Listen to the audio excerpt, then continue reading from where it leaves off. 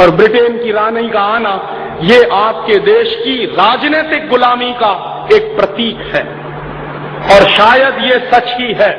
Britain की रानी जब हिंदुस्तान में आई है, आप में से बहुत कम जानते हैं कि ब्रिटेन की रानी हिंदुस्तान की नागरिक है। कौन से कानून के आधार पर, आप पूछेंगे अगर मुझसे, तो कानून कौन सा है? 1897 में इस देश में एक कानून बनाया गया था जिसका नाम है इंडियन सिटीजनशिप एक्ट। और 1897 में वो जो इंडियन सिटीजनशिप एक्ट का कानून बनाया गया, वो अंग्रेजों ने पारित किया था लंदन में। और अंग्रेजों ने 1946 के इंडियन इंडिपेंडेंस एक्ट को पारित करने के बाद क्या किया था? उस कानून के पारित होने के बाद भारत और पाकिस्तान का बंटवारा किया था अंग्रेजों ने। बहुत कम लोग ये जानते हैं कि हिंदुस्तान और पाकिस्तान का बंटवारा अंग्रेजों ने किया था, बाकायदा कानून बनाकर। और उस कानून का नाम है इंडियन इंडिपेंडेंस एक्ट। और उस कानून की प्रस्तावना में, प्रियम्बुल में बहुत साफ साफ लिखा है कि इस कानून के लागू होने के बाद भारत और पाकिस्तान दो डोमिनियन स्टेट्स बनेंगे। डोमिनियन स्टेट्स का माने क्या होता है? एक बड़े राज्य के अधीन छोटा राज्य। डोमिनियन स्टेट्स का अगर शब्द अर्थ जानना चाहे तो चैम्बर्स की डिक्शनरी खोल लीजिए, ऑक्सफोर्ड वाली खोल लीजिए, दुनिया की किसी भी अंग्रेजी किताब की डिक्शनरी खोल लीजिए। डोमिनियन स्टेट्स का माने एक बड़े स्टेट के अधीन एक छोटा राज्य।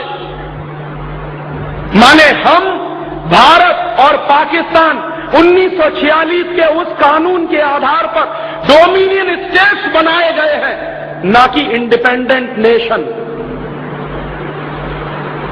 और डोमिनियन स्टेट्स और इंडिपेंडेंट नेशन में बहुत फर्क है। और हम डोमिनियन स्टेट्स हैं किसके? हिज हाईनेस माने यूनाइटेड किंगडम की रानी, उसके हैं हम डोमिनियन स्टेट्स।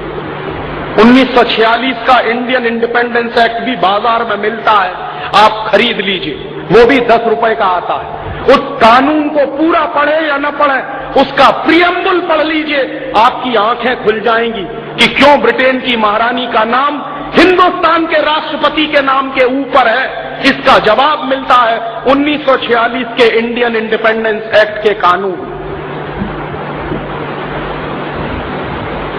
और अगर 1946 के इंडियन इंडिपेंडेंस एक्ट के कानून में हिंदुस्तान और पाकिस्तान दो डोमिनियन स्टेट्स बने हैं, तो हम इंडिपेंडेंट नेशन कहां हैं फिर?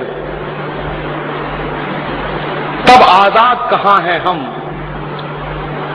और शायद आप में से बहुत कम लोग जानते हैं कि हिंदुस्तान की जो एंट्री है कॉमनवेल्थ कंट्रीज में, तो कॉमनवेल्थ में हमारी entry as a British dominion करके है, ना कि इंडियन रिपब्लिक के नाम से है। और ये इतना गंभीर प्रश्न है, ये गंभीर प्रश्न हिंदुस्तान की आजादी के समय उठाया जाना चाहिए था। और कुछ लोगों ने उठाया भी था, लेकिन उनकी बात को किनारे कर दिया गया, क्योंकि उस जमाने के जो बड़े नेता थे उनको सत्ता की और कुर्सी की वैसी ही भूख थी जैसी आज सीताराम केसरी को है। मैं आपसे बहुत विनम्र शब्दों में कह रहा हूं कि पंडित नेहरू के मन में जितना लालच था कुर्सी का और सत्ता का, वो उतना ही है जितना सीताराम केसरी के मन में है। कोई फर्क नहीं है। पंडित नेहरू एक मिनट भी प्रधानमंत्री पद की कुर्सी मेरे हाथ से चली जाए इसके लिए तैयार नहीं थे। और इतिहास इस बात को अभी खोदेगा किसी दिन, तो जवाब मिलेगा कि हिंदुस्तान में सरदार पटेल के नाम पर कांग्रेस में जब वोट पड़ा था, कांग्रेस वर्किंग कमेटी की मीटिंग हुई थी और कांग्रेस वर्किंग कमेटी की मीटिंग में यह फॉर्मूला निकाला गया था कि कांग्रेस के तमाम प्रदेशों के अध्यक्ष जिस नाम पर वोट डालेंगे वही आदमी हिंदुस्तान का पहला प्रधानमंत्री बनेगा। और इसका फॉर्मूला कैसे बनाया गया था कि जिस आदमी के नाम पर सबसे ज्यादा वोट पड़ेंगे वो कांग्रेस का प्रेसिडेंट बनेगा और कांग्रेस का प्रेसिडेंट ही हिंदुस्तान का प्राइम मिनिस्टर बनेगा। ये फॉर्मूला कांग्रेस वर्किंग कमेटी ने निकाला था और उस फॉर्मूले के आधार पर वोट डलवाए गए थे। और उस जमाने में कांग्रेस में 15 प्रदेश अध्यक्ष थे और 15 प्रदेश अध्यक्षों ने जब वोट डाला तो उनमें से 14 वोट सरदार पटेल के पक्ष में पड़े थे, 1 वोट पंडित नेहरू के पक्ष में पड़ा था सिर्फ। और जब पंडित नेहरू के पक्ष में 1 वोट पड़ा तो पंडित नेहरू हार गए और सरदार पटेल जीत गए। तो कांग्रेस वर्किंग कमेटी के फॉर्मूले के आधार पर सरदार पटेल को कांग्रेस का अध्यक्ष बनाना तय हुआ और सरदार पटेल जब अध्यक्ष बनेंगे तो वही हिंदुस्तान के प्रधानमंत्री बनेंगे, ये भी तय हुआ। तब उस समय पंडित नेहरू ने कितनी गद्दारी का काम किया उसकी एक घटना मैं आपको सुनाता हूं। बहुत कम लोग जानते हैं कि जिस आदमी को आप चाचा नेहरू कहते रहे उसने सारे देश को कैसे बेचा है, उसकी आप घटना सुनिए। तो पंडित नेहरू के चरित्र में और सीताराम केसरी के चरित्र में आपको कोई फर्क नहीं समझ में आएगा। हुआ क्या, जब सरदार पटेल वोट जीत गए 14 वोटों से, मैसिव मेजॉरिटी से, तो तय हो गया कि अब तो कांग्रेस के प्रेसिडेंट सरदार पटेल बनेंगे और पंडित नेहरू हार गए, जमानत जब्त हो गई। कारण क्या था, पंडित नेहरू को कांग्रेस में कोई पसंद नहीं करता था। ये सबसे बड़ा सच है, कांग्रेस में कोई पंडित नेहरू को पसंद नहीं करता था। क्यों?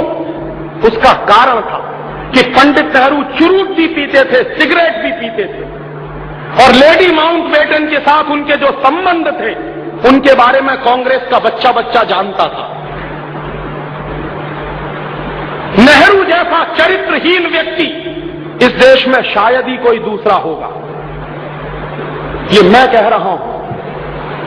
और उस कन्विक्शन के आधार पर जो नेहरू के बारे में जानकारियां मुझे मिली, और आप अगर ये जानकारियां देखना चाहें तो मेरे पास ऐसे 4 फोटोग्राफ हैं जो पंडित नेहरू की धज्जियां उड़ा सकते हैं इस देश में। उनमें से 2 फोटोग्राफ तो अभी छप चुके हैं। आपने अगर 15 अगस्त 1997 की इंडिया टुडे पढ़ी हो और नहीं पढ़ी हो तो जरूर खरीद लीजिए, कहीं से मिल जाए तो। उस 15 अगस्त 1997 की इंडिया टुडे में पंडित नेहरू के 2 फोटोग्राफ छपे हैं और उन दोनों फोटोग्राफ को देखने के बाद किसी भी शर्मदार आदमी की आंखें शर्म से नीचे झुक जाएंगी।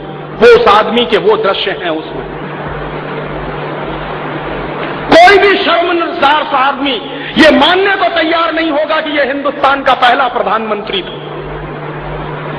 इसलिए कांग्रेस में पंडित नेहरू को कोई पसंद नहीं करता था, लेकिन पंडित नेहरू को सबसे ज्यादा पसंद करते थे अंग्रेज और लॉर्ड माउंटबेटन। लॉर्ड माउंटबेटन को तो बाकायदा भेजा गया था पंडित नेहरू को फंसाने के लिए और पंडित नेहरू उसमें फंसे थे। तो लॉर्ड माउंटबेटन और अंग्रेज पंडित नेहरू को पसंद करते थे। क्यों? क्योंकि पंडित नेहरू के बारे में सभी अंग्रेज ये कहा करते थे कि ये आदमी शरीर से हिंदुस्तानी है लेकिन इसकी आत्मा अंग्रेज है, इसलिए इसके हाथ में सत्ता दे दो तो कोई वादा नहीं है, अंग्रेजों का ही शासन इस देश में चलता रहेगा।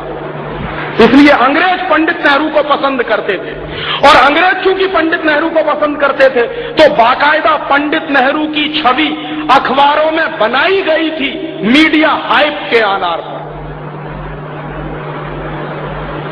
इस देश के जननेता नहीं थे वो। जननेता होते तो क्यों 14 वोट सरदार पटेल के पक्ष में पड़े और क्यों एक ही वोट पंडित नेहरू के पक्ष में पड़ा? और जब पंडित नेहरू ने समझ लिया और देख लिया कि अब दाल गलने वाली नहीं है, मैं चुनाव भी हार गया हूं, कांग्रेस वर्किंग कमेटी में मेरी मेजॉरिटी भी नहीं रही है, तो पंडित नेहरू गए गांधी जी के पास। और ये गांधी जी के जीवन की सबसे ब्लंडर मिस्टेक मैं मानता हूं जो हुई। क्या किया? पंडित नेहरू गए बापू के पास और बापू को उन्होंने सीधे सीधे कहा कि बापू, अगर मैं हिंदुस्तान का प्रधानमंत्री नहीं बना तो मैं कांग्रेस को तोड़ दूंगा और अगर कांग्रेस टूट जाएगी तो अंग्रेज हिंदुस्तान से नहीं जाएंगे। फिर उनको ये बहाना मिल जाएगा कि कौन सी कांग्रेस को हम सत्ता दें। जो कांग्रेस पंडित नेहरू वाली है उसको सत्ता दें, या जो पंडित नेहरू के बाहर की कांग्रेस है उसको सत्ता दें। तो बापू पंडित नेहरू की इस ब्लैकमेलिंग के शिकार हुए और बापू ने पर्सनल चिट्ठी लिखी। वो पर्सनल चिट्ठी गांधी जी के रिकॉर्ड्स में है, आप चाहें तो देख सकते हैं। गांधी वांग्मय के 100 अंक हैं जो भारत सरकार ने छापे, और गांधी वांग्मय के 100 अंकों के जो लास्ट फेज के अंक हैं उनके आधार पर एक किताब छपी है जिसका नाम है पूर्ण आहुति, और प्यारे लाल जी ने वो किताब लिखी है। प्यारे लाल जी गांधी जी के सेक्रेटरी हुआ करते थे, तो प्यारे लाल जी ने पूर्ण आहुति में वो चिट्ठी छापी है जो गांधी जी ने पटेल को लिखी थी। क्या चिट्ठी है कि सरदार पटेल, मैं जानता हूं कि तुम जीत गए, लेकिन नेहरू को प्रधानमंत्री बनाना है, इसलिए मैं चाहता हूं कि तुम वापस ले लो अपना नाम। सरदार पटेल ने बापू से सीधे मिलकर कहा कि बापू, ये आपकी अगर अंतरात्मा है तो मैं तो हमेशा आपका सेवक रहा हूं, आप कहते हो तो मैं अपना नाम वापस ले लेता हूं। और सरदार पटेल ने इतनी दरिया दिली दिखाई, गांधी जी ने उनसे यही कहा था कि नेहरू इस समय सत्ता के मद में अंधा हो गया है और कांग्रेस को तोड़ने की बात कर रहा है, और अगर इस समय कांग्रेस टूट गई तो अंग्रेज जाएंगे नहीं, उनको बहाना मिल जाएगा कि हिंदुस्तान में हम कौन सी कांग्रेस को सत्ता सौंपें, कौन सी कांग्रेस को ना दें। इसलिए अंग्रेजों को ये बहाना ना मिलने पाए, कांग्रेस ना टूटने पाए, तो मैं तुमसे अनुरोध कर रहा हूं कि तुम तुम्हारा नाम वापस ले लो। तब सरदार पटेल ने अपना नाम वापस लिया और इस तरह पंडित नेहरू हिंदुस्तान के प्रधानमंत्री बने। किस तरह की चालबाजी से हिंदुस्तान का पहला प्रधानमंत्री अपने पद तक पहुंचा, आप सोचिए जरा। इससे कम चालबाजियां आज चलती हैं क्या कांग्रेस में? ऐसी ही चालबाजियां तो आज चलती हैं कांग्रेस। ये कांग्रेस का चरित्र है, चालबाजियां करने का कांग्रेस का चरित्र है, और उसी चरित्र में से ये पार्टी निकली है। और इसलिए इस पार्टी को अपने सत्यानाश और दुर्दिन देखने पड़ रहे हैं हिंदुस्तान में।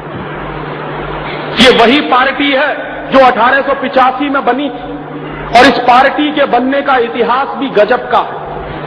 आप में से बहुत कम लोग जानते हैं